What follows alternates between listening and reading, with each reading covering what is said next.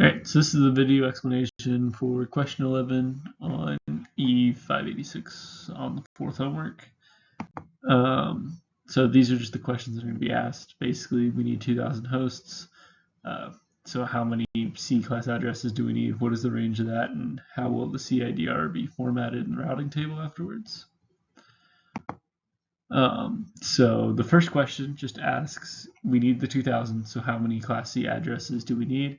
Class C is broken up like this, and so since we know it's an 8-bit host here, we know 8 bits is 2 to the 8th, which is 256, meaning we know 256 per each one of those, so how many 256 do we need to get to that 2,000? So we can just solve that using algebra, and we get x to be 7.8125, but since we can't have that decimal, we just have to round that up to 8.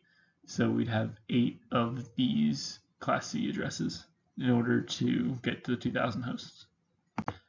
So the next question is asking if using that what you got from question 1, will your address space starting here will be the range of your entire space. So starting there, we know from question 1, obviously, that we need 8 of them, meaning that would be 0 to 255 for each point, so 243 to 244 would be 1 basically. So just using math there, we can get the last digits to be 243.0 to 250.255. So the whole range would be this range of IP addresses. The last question is how will the CIDR be formatted?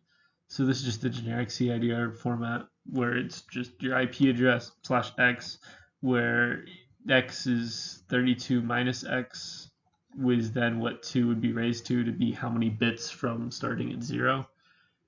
So as we know, we need 8 from the last two questions. So 2 to the 8th is 256.